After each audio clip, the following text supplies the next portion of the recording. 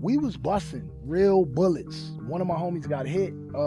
He's still alive, and in jail. But yeah, man, like we was shooting, they was shooting, shit was crazy. And I don't even know who fired first shot. I just know we were shooting. 50 Cent recently launched another attack, and this time he is going for the target. Over that huge $7 million court setback connected to very serious accusations, he is acting like a clown. After being held accountable in a significant legal dispute, the game was compelled to pay millions of dollars, and now he must sell his house to cover the debt. This is not simply a defeat, it is a public uproar, and the internet is already exploding. 50 wasted no time at all. The situation was amplified when he hurled shade as soon as the court news was out. But people are looking more closely at this issue. These accusations, they have a striking resemblance to recent remarks made regarding other prominent figures in the game. Supporters are beginning to question whether this is just another instance of unbridled celebrity deceiving people behind the scenes.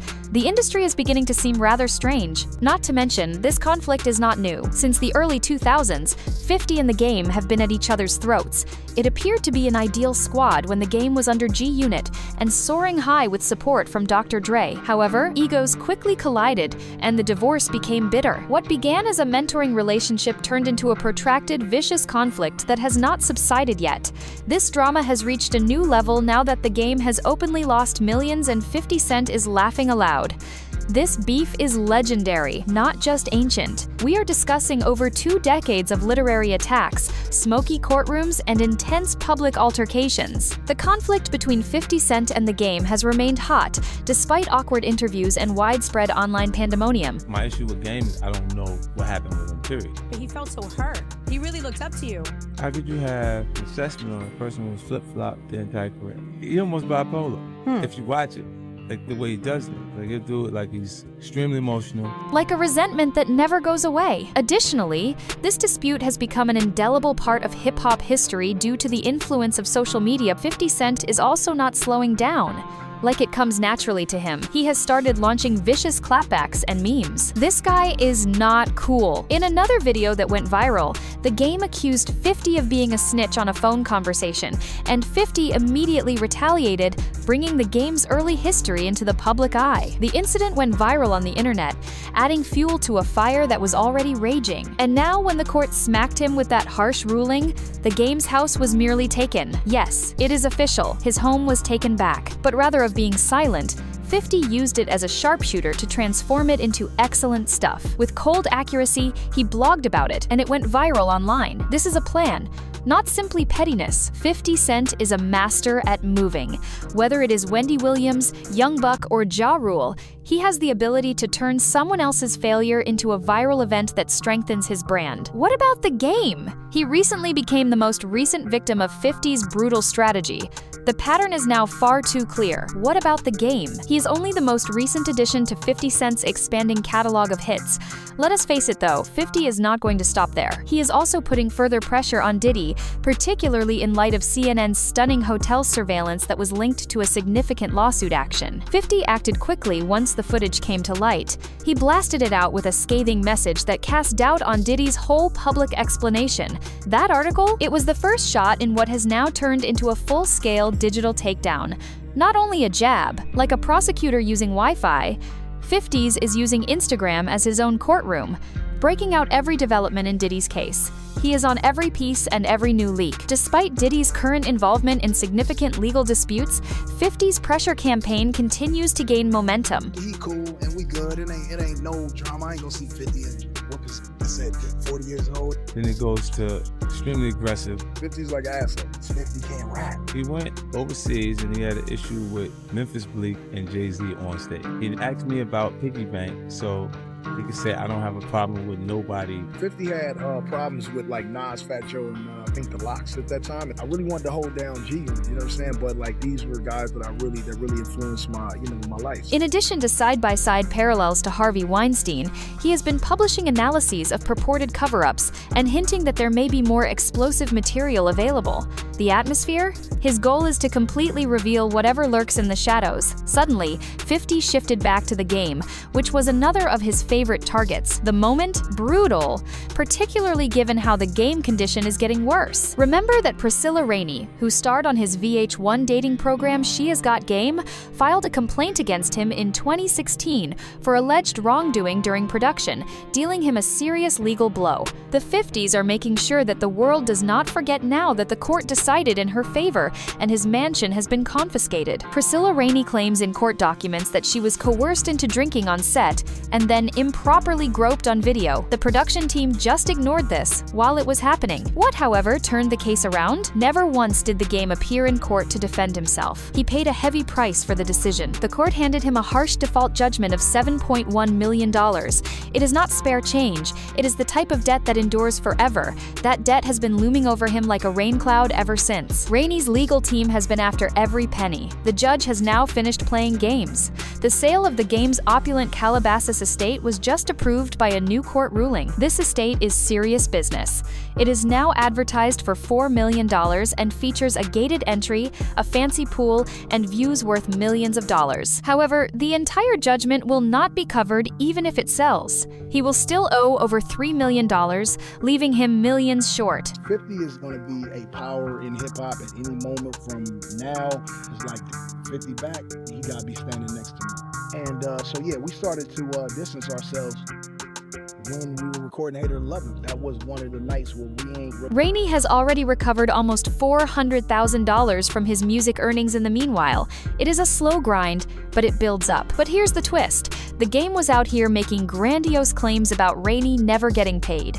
Now, though, she is gathering all of that and more. The game's cunning plan to conceal the home behind a fictitious business named JTT Holdings was what truly infuriated the court. That plan failed badly, and the court deemed it fraudulent. He sparked even more stringent enforcement rather than safeguarding his assets.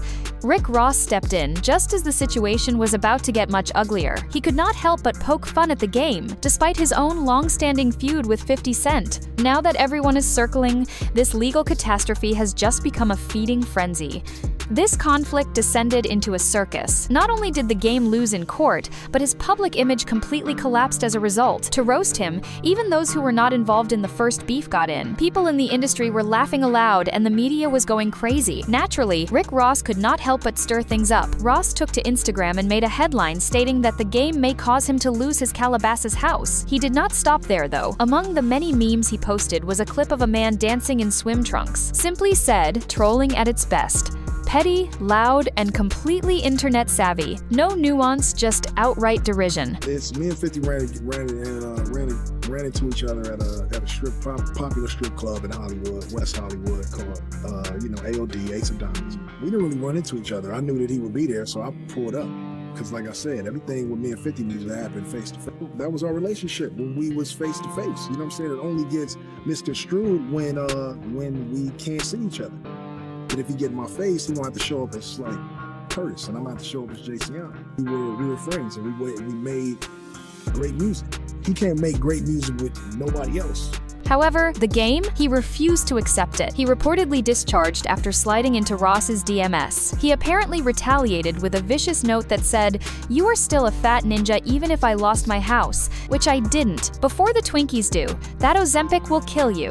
Ninja 3 to 0 -4. That was freezing. Wow. All at once, he attacked Ross's weight, his health, and included veiled insults. However, it did not end there. The game then made the rounds on Instagram stories, alleging that Ross had his own account suspended for a while. "The cop had my account placed in jail for a day," he wrote. These days, nasty communications, meme warfare, legal turmoil, and Instagram fights are all exploding in real time. How do you like these oddballs? The game's blow struck hard, particularly since the officer's punch was directed directly at Rick Ross's previous employment as a correctional officer. The internet went crazy when fans noticed the shade right away. The actual discussion, however, took a darker turn while the memes were going viral. It was encapsulated in one statement that went viral. "Because he did not show up for the court date, he is an idiot." She received the ruling without any challenges. How did you lose $7 million in that manner? That is the problem. This is no longer only a clumsy back and forth. Timelines, comments, and every phone screen in the area are all being used in this blatant ego fight. Not only was it careless to miss that court date, but it was self-destruction. Reactions flooded social media, with the majority of them detracting from the game. The first thing that happened, he went overseas. His first week numbers came back. He said something about Jay because he's supposed to have ran into Memphis Bleak and had some sort of beef. First, I was trying to get in contact with Jay because I was like, he just got off. Like, Jay'll stomp him out. You see what I'm saying? Like, I'm like, wait, let me get in contact with him to stop him from going back. I can fix it before it actually happens. And then before I could actually get to him, I went up and he was calling the radio station saying, yo, put me on the air, put me on the. His way of trying to fix that situation was saying, I don't have no problem, not with Jay-Z, not with Memphis Bleak, but I don't have a problem with nobody. I don't have anything to do with that record, Piggy Bank, that 50 Cent got, or anything else. So he was trying to separate from you completely. I'm like, all right, well then get rid of him before he even get a chance to make the statement, since he's saying it internally over and over. So I'm not gonna wait for him to say it publicly. And I said it first, and then it got into, that's why we got this office. He remained vocal on the internet but disappeared when it mattered most, as others pointed out, then seemed to be surprised when the court demanded his money, and certain sections of the internet turned poisonous, as was to be expected. Instead of holding the game responsible, several players began to reverse the narrative and place the blame on Priscilla Rainey. One particularly offensive comment even called into question her beauty and used the word 304 as if it somehow absolved her of the alleged action. That sparked immediate indignation. Fortunately, many people were not amenable to it. They quickly put an end to the commotion and reminded everyone of the true purpose of the situation. Based on grave claims that the game never even came up to battle, a harsh court ruling was rendered. But it was hardly the end of the lunacy. The conversation took a new turn. The entire structure of VH1's reality program began to be questioned. According to others, the structure of She Is God game itself could have fostered the type of atmosphere that resulted in this mayhem. The focus suddenly moved from the courtroom to the cameras. Some people are still attempting to justify the game by saying that Priscilla Rainey caused it. That is blatant victimization cloaked in stale, sexist bullshit. This demonstrated the public's continued division on holding celebrities responsible. When it reaches the internet, the legal truth becomes a chaotic situation. The strongest voices overpower the truth in an online spectacle that mimics a genuine court case. The public's response is disorganized now that the aftermath is well underway. Some individuals are criticizing the judgment's severity and bringing the game to the fire. Others are deflecting, accusing the victim, and causing an unpleasant, twisted split that only widens. And it gets darker just when you think it can't. People are already seeing connections between the situation of the game and the unsettling charges made against Diddy. In both cases, women allege they were coerced, placed in awkward circumstances, and physically touched sometimes while the cameras were filming, and no one intervened to stop it. The parallels are unsettling. The public witnessed firsthand how harmful unbridled celebrity can become behind closed doors when the Cassie Hotel tape was released. Furthermore, the court records present a highly unsettling scenario that is currently being re-examined, despite the fact that there is no recording in the game's case. For years, there have been rumors concerning the conduct of the game, subtle warnings from women who met him, old blog entries, and low-key interviews. They were no longer disregarded, dismissed, or buried. All of those warning signs are now being brought back into the public eye, and at last, attention is being paid this time. This is very crazy. Diddy and the game are both out here saying they are being unfairly singled out. That entire "they are attempting to take me down" justification is increasingly being used. However, with actual court decisions, litigation, and video proof emerging, this is no longer merely a matter of arbitrary charges. It has to do with patterns. It has to do with power. And this time, it is making the culture take a serious look in the mirror. Both sides are now yelling and preparing. According to the game, Rainey organized the entire case, and Cassie and the others are being referred to as money-hungry clout chasers by Diddy's staff. However, public view is rapidly changing due to mounting accusations, confirmed court rulings, and congruent timings. These are no longer rumors. This is proof. Here, people are at last demanding responsibility and raising concerns. Rainey's complaint, according to game supporters, was caused by some lengthy playtime. Payouts are the main focus, according to Diddy's team. However, it is becoming too close for comfort based on the stories, court papers, and consistency among these cases. What had appeared to be a coincidence is now causing grave concerns. And this time, the internet is not turning away. This is where things become even more complicated. He spent 2 whole years in Diddy's sphere of influence long before the game ever connected with Dr. Dre. They were tight, indeed. The same exclusive after-hours environment, the same VIP circles, the same parties. At Diddy's notorious mansion parties, which were always rumored about but never completely revealed, the game was a staple. The combination of rank, secrecy, and silence is becoming all too common. Additionally, those historical links are posing fresh issues that the business can no longer ignore in light of all that is now becoming public. They took phones at the entryway, NDAs were distributed as party favors, and those walls were always filled with stories. That is the atmosphere at the notorious parties the game used to go to. The identical incidents are currently being investigated by the federal government. People are starting to ask the obvious questions, of course. What did he witness if the game was there? More importantly, what was his actual level of involvement? The lines are beginning to blur as a result of the accumulation of overlapping accusations and previous associations. It is becoming increasingly difficult for both critics and fans to accept that these are merely isolated, sporadic occurrences. It is beginning to seem like the links are deliberate. Some are even arguing that the game may have picked up habits simply by being around that powerful, hidden aura during his relationship with Diddy in the early 2000s. Indeed, things start to hit differently when you consider his own past performance. People start conversing again after just 1 second. Tokyo Tony's podcast recently featured the game. The interview began with a laid-back attitude, but then, as if it were no big thing, he casually reveals that he was once intimate with Blac Chyna in the middle of a conversation. However, viewers immediately into detective mode once that clip went viral. They began analyzing the entire incident, searching for further receipts, slips, and signals. Additionally, what was formerly dismissed as ordinary celebrity chatter is now being re-examined from a whole different angle, because everything is being reassessed in this climate. Now, it goes beyond what has been stated. It concerns what may have become commonplace behind those closed walls. It was unavoidable for the audience. That Tony interview in Tokyo had a really strange tone. The atmosphere was strained, unpleasant, and awkward. People were drawn in by more than simply Blac Chyna's shocking revelation. The game said it as if it were inconsequential, only another name that was eliminated for effect. It was instantly criticized by fans. The game has long been known for its wild narratives. However, given the current situation, individuals are beginning to hit stop and go back. Controversial soundbites, old interviews, and old video are all coming back and being re-examined. What was formerly dismissed as just his personality is now being extensively scrutinized.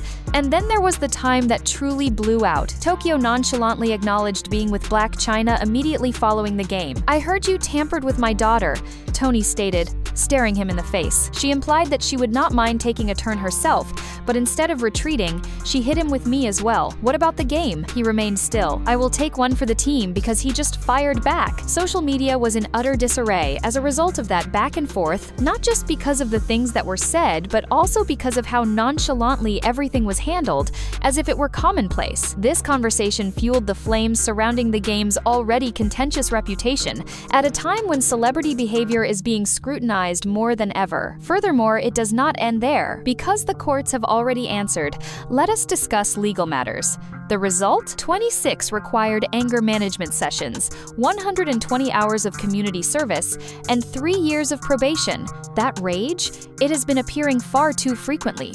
Furthermore, this was not the first instance. Rewind to 2007. And again, another unpleasant situation occurs. There is a pattern everyone is now observing. The following chapter, it is crazy. According to accounts, the player grabbed a pistol during a basketball game in 2007 and reportedly threatened someone with it. Are you going to a pickup game with a weapon? Not only is that careless, but it is downright hazardous. Furthermore, his rap sheet presents a very different picture from the game's insistence that he is always misinterpreted or unfairly singled out. Everything this man says and does is being scrutinized, from the drama in the courtroom to his tumultuous podcast appearances. The paper trail also continues to expand. The game ultimately entered a no-contest plea to felony firearms charges in that 2007 case. The penalty? 150 hours of community service, 60 days in jail, and 3 more years of probation. Another run-in with the cops then, different year, same pattern. This does not appear to be a string of bad breaks by this point. It appears to be a cycle driven by impulsivity and volatility. It depicts a person who consistently loses control when it counts most. And you know who is in the cut watching this whole thing play out while the game tries to maintain his reputation? Jackson, Curtis 50 Cent, is enjoying every moment of it. He is planning, not only laughing, 50 has been making it plain, tweeting sleek captions and repeating viral memes. He anticipated this. 50 people are out here playing chess as the game is enmeshed in real-world repercussions. Calm, cool, and strategic. This is not simply another controversy, let us face it. This is the culmination of years of drama, and 50 Cent is not simply observing. He is telling the story of the collapse as if he had been waiting for this very time to say it. Receipts are flying out like Black Friday lightning bargains after he attempted to alert the public. The mansion in the game?